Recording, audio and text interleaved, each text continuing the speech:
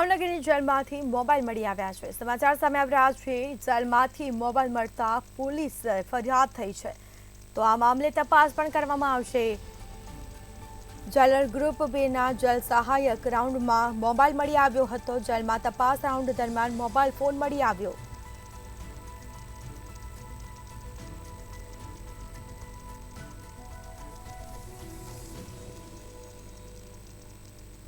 તો આ સાથે જમીનમાં દાટેલ મોબાઈલ મળી આવ્યો છે। એક ખાડામાં જેલ પ્રતિબંધિત વસ્તુઓ મળી આવી।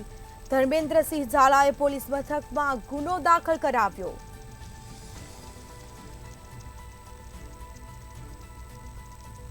તો આ મામલે ફરિયાદ કરવામાં આવી છે। જેલર ગ્રુપ 2ના જેલ સહાયક રાઉન્ડમાં મોબાઈલ મળી આવ્યો છે।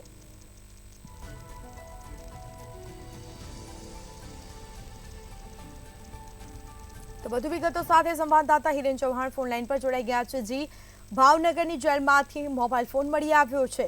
આ મામલે પોલીસ ફરિયાદ પણ કરવામાં આવી છે। શું છે સમગ્ર મામલો? જી સ્મિતા, ભાવનગર જિલ્લા જેલમાંથી કહી શકાય કે મોબાઈલ છે તે મળી આવતા ચકચાર મચી છે। આ જે સમગ્ર ઘટના છે તેને અનુસાર જે જેલની અંદર જે સહાયક હોય છે તે જેલર ગ્રુપના 2 સહાયક રાઉન્ડમાં હતા। તે દરમિયાન તેને વિંગ વિભાગના શૌચાલયની પાછળ ખાડા છે તે દાટેલા જોવા મળ્યા હતા, પરંતુ શંકા જતા ખાડા છે બંને તે તપાસ કરી હતી।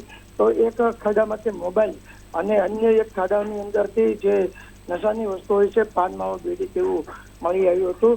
જેને લઈને ધર્મેન્દ્રસિંહ ઝાલા દ્વારા નીલમબાગ પોલીસ સ્ટેશનમાં ફરિયાદ નોંધાવવામાં આવી છે। ને જે મોબાઈલ મળી આવ્યો છે તેની અંદર અલગ અલગ 5 મોબાઈલ નંબર પર કોલ કરવામાં આવેલા હતા અને વાત થઈ હતી।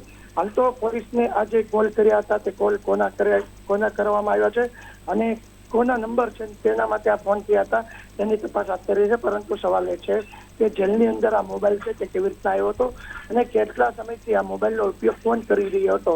આખરે પોલીસ તપાસ હાલ ચાલુ છે। પોલીસ તપાસ બાદ જ ખબર પડશે કે ફોનનો ઉપયોગ કોણ કરતો હતો ને કયા કામ માટે કરતો હતો। જી સ્મિતા। જી બિલકુલથી તમામ જાણકારી આપવા બદલ આપનો આભાર। તો ભાવનગરના જેલમાંથી મોબાઈલ ફોન મળી આવ્યો છે। આ મામલે પોલીસ ફરિયાદ પણ કરવામાં આવી છે। ધર્મેન્દ્રસિંહ ઝાલાએ પોલીસ મથકમાં ગુનો દાખલ કરાવ્યો છે।